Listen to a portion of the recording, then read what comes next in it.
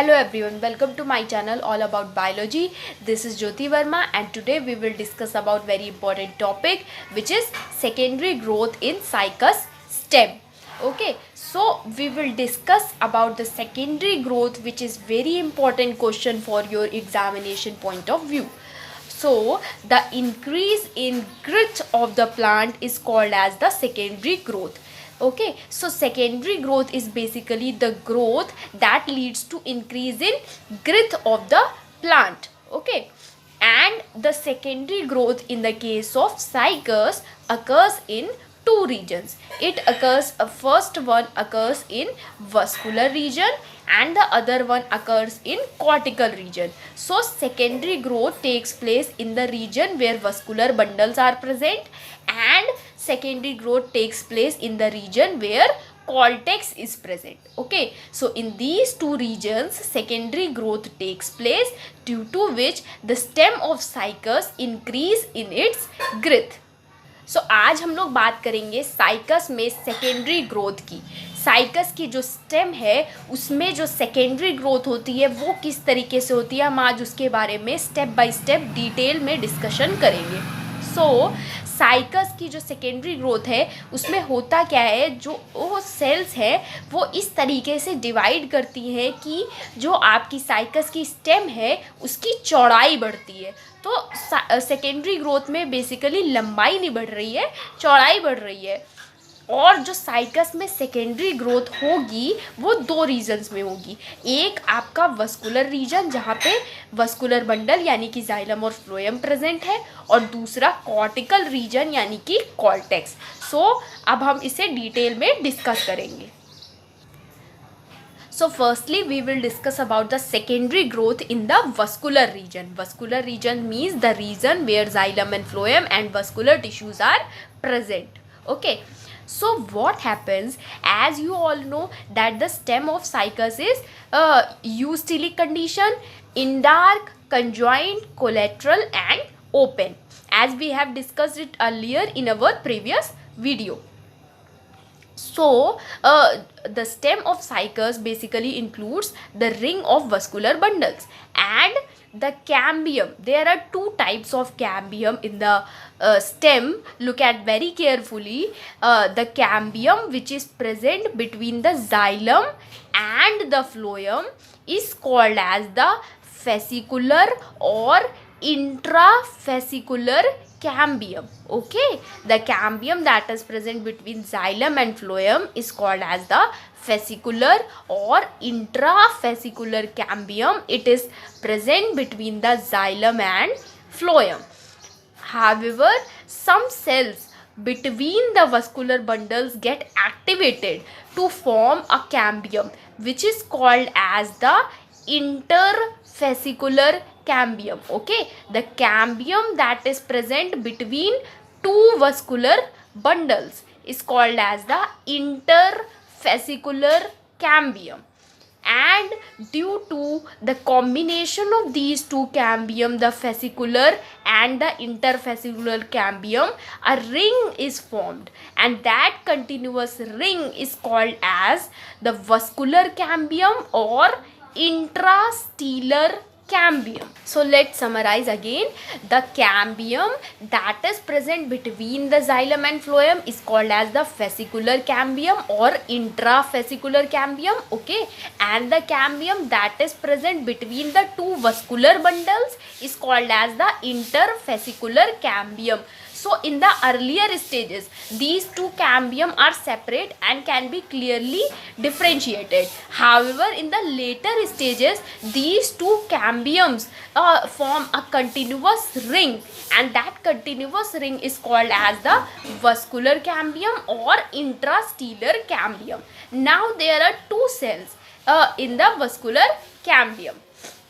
So there are two types of cells which are, first is the fusiform initials. So fusiform initials after division will give rise to xylem and phloem, and ray initials will give rise to medullary rays. Medullary rays are basically the cells that conduct food, water and minerals from center to periphery. Okay, so the cambium, basically the vascular cambium consists of two types of cells. One is the fusiform initials, another is the ray initials. So fusiform initials will give rise to xylem and phloem, and ray initials will give rise to medullary rays. Okay. सो सबसे पहले हम लोग बात कर रहे हैं secondary growth vascular reason में कैसे होती है। तो वस्कुलर रीजन में आपका वस्कुलर बंडल्स प्रेजेंट होते हैं। किस फॉर्म में प्रेजेंट है हम लोग पिछले वीडियोस में डिस्कस कर चुके हैं कि साइकस की स्टेम में जो वस्कुलर बंडल होते हैं वो यूस्टीलिक कंडीशन में प्रेजेंट होते हैं, यानी कि रिंग के फॉर्म में प्रेजेंट होते हैं। इंडार कंडीशन होती है, यानी कि जो आपका प्रोटोजाइलम होता है वो सेंटर की तरफ होता है। कंजॉइंट और कोलैटरल होता है, यानी कि जाइलम और फ्लोएम सेम रेडियस पे होते हैं। जाइलम अंदर की तरफ और फ्लोएम बाहर की तरफ प्रेजेंट होता है। और ओपन होता है, यानी कि कैम्बियम प्रेजेंट होता है। सो इस केस में जो आपका कैम्बियम है, आपको दो तरीके के कैम्बियम देखने को मिलेंगे। नाम बहुत ध्यान से देखिएगा, ठीक है। तो जो कैम्बियम है जो कि जाइलम और फ्लोएम के बीच में प्रेजेंट है, ये जो पिंक वाला है, ठीक है, इस कैम्बियम को हम लोग बोलेंगे फेसिकुलर या इंट्राफेसिकुलर कैम्बियम। ये कैम्बियम जाइलम और फ्लोएम के बीच में प्रेजेंट होता है। और कुछ सेल्स जो आपकी होती हैं दो वस्कुलर बंडल्स के बीच की, वो एक्टिवेट हो जाती हैं और उनसे फॉर्मेशन होता है इंटरफेसिकुलर कैम्बियम का। सो जो कैम्बियम दो वस्कुलर बंडल्स के बीच में प्रेजेंट होता है उसे हम इंटरफेसिकुलर कैम्बियम कहते हैं। और स्टार्टिंग में तो ये दोनों कैम्बियम आपको अलग अलग दिखाई देंगे, लेकिन आगे चल के ये दोनों कैम्बियम फ्यूज़ करके एक रिंग बना लेते हैं और उस कैम्बियम को हम लोग वस्कुलर कैम्बियम या इंट्रास्टीलर कैम्बियम भी कहते हैं। इंट्रास्टीलर कैम्बियम इसे इसलिए कहते हैं क्योंकि ये स्टील के बीच में प्रेजेंट है, इसलिए इसे इंट्रास्टीलर कैम्बियम भी कहते हैं। और जो आपका वस्कुलर कैम्बियम है उसमें आपको दो टाइप्स के सेल्स मिलेंगी। पहली है फ्यूजिफॉर्म इनिशियल। फ्यूजिफॉर्म इनिशियल जो सेल है इनसे जाइलम और फ्लोएम का फॉर्मेशन होगा। और दूसरी सेल्स है रे इनिशियल्स, इससे मेडुलरी रेज का फॉर्मेशन होगा। मेडुलरी रेज का काम क्या होता है, वाटर और मिनरल न्यूट्रिएंट्स को कंडक्ट करना सेंटर से फेरीफेरी की तरफ। ओके, सो ये दो टाइप के सेल्स हैं जो कि कैम्बियम में प्रेजेंट होते हैं। अब ये सेकेंडरी ग्रोथ होती कैसे है हम उसके बारे में डिस्कस कर लेते हैं। हमने बताया आपको कि दो तरीके के कैम्बियम बनते हैं। वो कैम्बियम कंबाइन करके एक रिंग बनाते हैं जिसे हम वस्कुलर कैम्बियम कहते हैं। वस्कुलर कैम्बियम हाईली एक्टिव होता है, रैपिडली डिवाइड करता है और इसका एक स्पेसिफिक डिवीजन पैटर्न होता है। तो वस्कुलर कैम्बियम से जाइलम, सेकेंडरी जाइलम का फॉर्मेशन होगा अंदर की तरफ, और जो आपका सेकेंडरी फ्लोएम है उसका फॉर्मेशन होगा बाहर की तरफ। Okay, as I have told you that the vascular cambium has a distinct pattern through which it will divide and it will give rise to secondary xylem and secondary phloem. So in this portion we will discuss how it happens. Okay, so this is a very simplified diagram that is clearly explaining you that the cell, this one is the fusiform initial. Okay, the fusiform initial will divide into two cells in this case. Okay, the first one remains as a fusiform initial and the other one will form a secondary xylem. Both of these cells will later on increase in their size, and after that this fusiform initial will again divide into two cells, and now the outer cell will behave as a secondary phloem. However, the middle cell will again remain as a fusiform initial. This central cell or the fusiform initial will again divide and it will again give rise to secondary xylem. So in this way the main cell is the fusiform cell, or the cell that is present in the center, that is mainly responsible for the formation of secondary xylem and secondary phloem. and it gets divided or it gets activated in a proper proportion. The activity of this fusiform initial is more towards the inner side, therefore the secondary xylem is produced more in amount. However, the secondary phloem is produced in less amount. So in this way fusiform initial will help in the formation of secondary xylem and secondary phloem. सो अगर हम इस diagram की बात करें, सो इस diagram के through हम fusiform initial की एक्टिविटी को बता सकते हैं कि किस तरीके से सेकेंडरी जाइलम और सेकेंडरी फ्लोएम का फॉर्मेशन हो रहा है. तो ये जो आपकी सेल है ये एक फ्यूजिफॉर्म इनिशियल सेल को रिप्रेजेंट कर रही है. ये सेल दो सेल में डिवाइड होगी, जिसमें से एक सेल ये जो रेड वाली है ये आपकी सेकेंडरी जाइलम की सेल है बनी हुई है, और दूसरी जो सेल है ये फ्यूजिफॉर्म इनिशियल की तरह ही फंक्शन कर रही है. फिर ये जो सेल ये जो फ्यूजिफॉर्म इनिशियल की तरह फंक्शन कर रही है ये दोबारा डिवाइड करेगी, और डिवाइड करने के बाद इससे सेकेंडरी फ्लोएम का फॉर्मेशन हो रहा है. ओके, सो एक सेल है वो दो में डिवाइड हो रही है. दो में डिवाइड होने के बाद उन दोनों में से एक सेल आपकी सेकेंडरी फ्लोएम या सेकेंडरी जाइलम बना रही है, और जो दूसरी सेल है वो फ्यूजिफॉर्म इनिशियल की तरह ही वर्क कर रही है इनिशियली. सो इस तरीके से ये जो सेंटर में आपकी सेल है फ्यूजिफॉर्म इनिशियल की ये डिवाइड करती है, और इससे सेकेंडरी जाइलम और सेकेंडरी फ्लोएम का फॉर्मेशन होता है. सो ये एक डेफिनेट पैटर्न है जो फ्यूजिफॉर्म इनिशियल फॉलो करती है और जिससे सेकेंडरी जाइलम का फॉर्मेशन होता है. बट नॉर्मली होता क्या है, ये जो आपका फ्यूजिफॉर्म इनिशियल सेल है इसकी एक्टिविटी अंदर की तरफ कुछ ज़्यादा ही होती है, इसलिए ये जो फ्यूजिफॉर्म इनिशियल सेल है इससे सेकेंडरी जाइलम ज़्यादा प्रोड्यूस होगा अंदर की तरफ. सो इस तरीके से फ्यूजिफॉर्म इनिशियल सेल से सेकेंडरी जाइलम और सेकेंडरी फ्लोएम का फॉर्मेशन होता है. और ज़्यादातर वुड्स में सीजनल वेरिएशन की वजह से कैम्बियम की डिवीजन में कुछ डिफरेंसेस आते हैं, जिसकी वजह से ग्रोथ रिंग्स या एनुअल रिंग्स भी देखने को मिलती हैं. अब बात कर लेते हैं सीरीज़ में स्टेप्स की कि किस तरीके से सेकेंडरी ग्रोथ हो रही है वस्कुलर रीजन में साइकस के केस में. तो जैसा कि आप देख रहे हैं ये वस्कुलर बंडल्स है जिसमें क्या क्या प्रेजेंट है. प्राइमरी जाइलम प्रेजेंट है, उसके बाद बीच में कैम्बियम प्रेजेंट है. कौन सा वाला? Intrafascicular cambium. और फिर प्राइमरी फ्लोएम प्रेजेंट है. ठीक है, उसके बाद क्या होता है जो दो वस्कुलर बंडल्स है उसके बीच के सेल्स, कुछ सेल्स एक्टिवेट होके एक और कैम्बियम का फॉर्मेशन करते हैं जिसे हम इंटरफेसिकुलर कैम्बियम कहते हैं. ये दोनों कैम्बियम आप आसानी से पहचान सकते हैं अर्लियर स्टेजेस में, लेकिन एक दो साल के बाद ये दोनों कैम्बियम इस तरीके से कंबाइन हो जाते हैं कि एक पूरी रिंग दिखाई देती है कैम्बियम की, जिसे हम वस्कुलर कैम्बियम कहते हैं. ओके, सो ये जो आपका कैम्बियम है दोनों कैम्बियम कंबाइन होके वस्कुलर कैम्बियम का फॉर्मेशन करेंगे. ये वस्कुलर कैम्बियम हाईली एक्टिव है और ये मेरिस्टेमेटिक एक्टिविटी शो करते हुए सेकेंडरी जाइलम और सेकेंडरी फ्लोएम का फॉर्मेशन करेगा.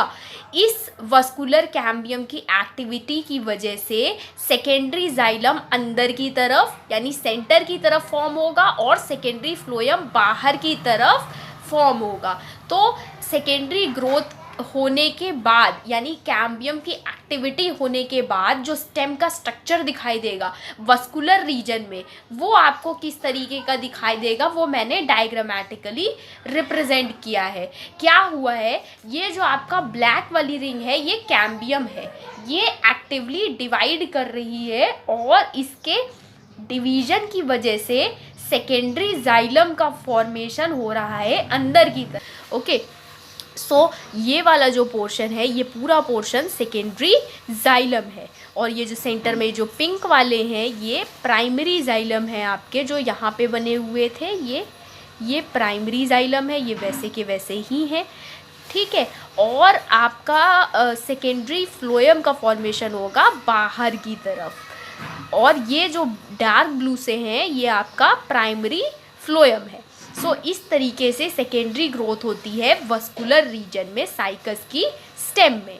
तो आपको प्राइमरी जाइलम और प्राइमरी फ्लोएम दूर दूर दिखाई देंगे, उनके बीच में सेकेंडरी जाइलम और सेकेंडरी फ्लोएम प्रेजेंट होगा, क्योंकि ये जो वस्कुलर कैम्बियम है ब्लैक वाला ये एक्टिवली डिवाइड करता है और सेकेंडरी जाइलम का फॉर्मेशन करता है अंदर की तरफ और सेकेंडरी फ्लोएम का फॉर्मेशन करता है बाहर की तरफ। So now we will discuss about the main steps behind the secondary growth of cycus stem in the vascular region. So what happens, there are two types of cambium: intrafascicular cambium which is present between the xylem and the phloem, and the second one is the interfascicular cambium which is present between the two vascular bundles.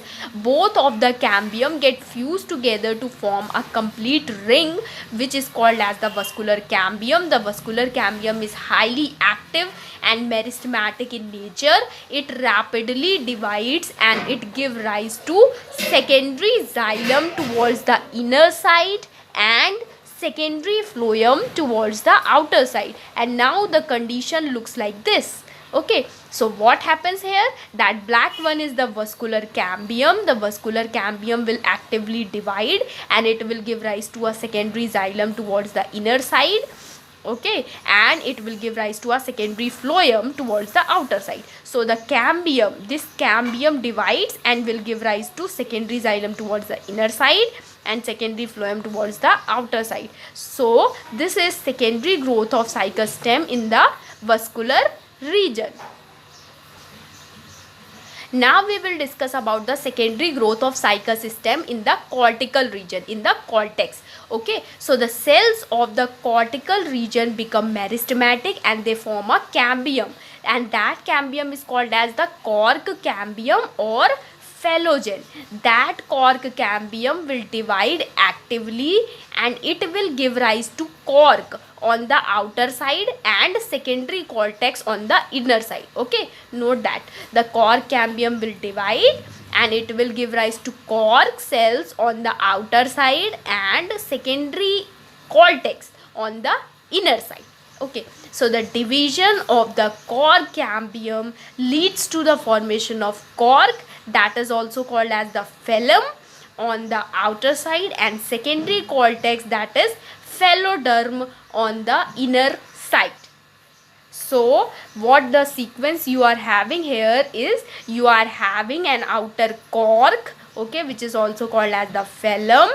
That cell wall later become thick due to the presence of suberin and it is impervious to water. So the outermost layer is the cork, next to it is the cork cambium or phallogen, next to it is secondary cortex. So basically the cork cambium or phallogen is the cell that is basically responsible for secondary growth in the cortical region of stem. Okay, so that cork cambium will divide actively and it will give rise to cork on the outer side and secondary cortex on the inner side.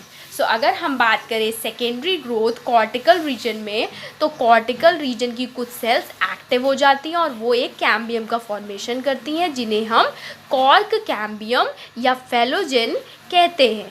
ये cork cambium divide करके cork या phellem की sales बनाएगा बाहर की तरफ, okay, और अंदर की तरफ सेकेंडरी कॉर्टेक्स और फेलोडर्म की सेल्स बनाएगा। सो कॉर्क कैम्बियम ही हमारा ऐसा कैम्बियम है जो कि कॉर्टिकल रीजन की ग्रोथ के लिए रिस्पॉन्सिबल है। ठीक है, आपका जो कॉर्क है उसे हम फेलम भी कहते हैं। कॉर्क की सेल वॉल जो स्टार्टिंग में होती हैं वो तो थिन होती है, लेकिन धीरे धीरे जो सेल वॉल है वो थिक होने लगती है क्योंकि उसमें एक सब्सटेंस का फॉर्मेशन होने लगता है जिसे हम सुबरिन कहते हैं, जो कि इम्परवियस टू वाटर है, जिससे वाटर पास नहीं कर सकता है। नेक्स्ट, कॉर्क के नीचे कॉर्क कैम्बियम की सेल्स प्रेजेंट होंगी और कॉर्क कैम्बियम के नीचे सेकेंडरी कॉर्टेक्स की सेल्स प्रेजेंट होंगी, ठीक है।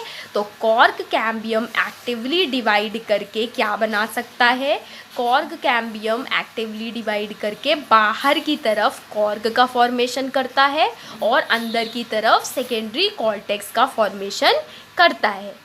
सो ये एक सिंपलीफाइड डायग्राम है जो मैंने आप लोगों के लिए बनाया है स्टेम की सिचुएशन दिखाने के लिए कि सेकेंडरी ग्रोथ के बाद जो स्टेम का सेक्शन है वो किस तरीके का दिखाई देगा, ठीक है। तो सेंटर में आपको पिथ दिखाई देगी, उसके बाद प्राइमरी जाइलम प्रेजेंट है, ठीक है। और वस्कुलर रीजन में सेकेंडरी ग्रोथ होने की वजह से ये जो ब्लैक वाला है ये आपका वस्कुलर कैम्बियम है। वस्कुलर कैम्बियम एक्टिवली डिवाइड करके सेकेंडरी जाइलम का फॉर्मेशन करता है अंदर की तरफ। तो ये जो पूरी लेयर आप देख रहे हैं, ये जो पिंक से है, ये आपका सेकेंडरी जाइलम है। और वस्कुलर कैम्बियम के डिवीजन से ही सेकेंडरी फ्लोएम का फॉर्मेशन होता है बाहर की तरफ, ठीक है। तो सिचुएशंस क्या होंगी, प्राइमरी जाइलम, उसके बाद आपका सेकेंडरी जाइलम यहाँ पे प्रेजेंट है, ये वस्कुलर कैम्बियम से बना हुआ है। उसके बाद सेकेंडरी फ्लोएम है, उसके बाद ये जो रेड से है ये प्राइमरी फ्लोएम है। तो ये जो इतना रीजन है आपका, ये सेकेंडरी ग्रोथ के थ्रू बना हुआ है। ये वस्कुलर रीजन में सेकेंडरी ग्रोथ होने की वजह से इन सेल्स का फॉर्मेशन हुआ है। उसके बाद ऊपर चलते हैं, पेरीसाइकिल और इंडोडर्मिस ज़रूरी नहीं है कि आपको साइकस की सेल्स में दिखाई दे, लेकिन कोई भी कन्फ्यूजन ना हो इसलिए मैंने सीक्वेंशियली लेबल कर दिया है कि कौन कौन सी सेल्स नॉर्मली होती हैं, ठीक है। उसके बाद आपका जो कॉर्टिकल रीजन है उसमें सेकेंडरी ग्रोथ होती है। तो कॉर्टिकल रीजन में जो कैम्बियम बना है उसे हम क्या बोलते हैं, कॉर्क कैम्बियम।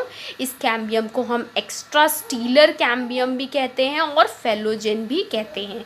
तो कॉर्क कैम्बियम एक्टिवली डिवाइड करके कॉर्क या फेलम का फॉर्मेशन करता है बाहर की तरफ और सेकेंडरी कॉर्टेक्स का फॉर्मेशन करता है अंदर की तरफ। ओके, सो इस तरीके से कॉर्टिकल रीजन में सेकेंडरी ग्रोथ होती है। सो ये पूरी सेल्स की लेयर है। सेकेंडरी ग्रोथ आपकी स्टेम के केस में इस तरीके से होती है, कॉर्टिकल रीजन में कॉर्क कैम्बियम की वजह से और वस्कुलर रीजन में वस्कुलर कैम्बियम की वजह से। So if we summarize the diagram, then we will be able to see these layers in sequence. In the center we will have a primary xylem, then in the vascular region we will have a vascular cambium that gets activated to give rise to secondary xylem towards the inner side and secondary phloem towards the outer side. Okay, and then you will have primary phloem. Endodermis and pericycle is not essential that you will be able to see endodermis and pericycle in the stem of mature cycas. Okay, but as confusion will not create, I have mentioned it in this diagram so that will be clear to you all that what are the layers that could be there in the sequence.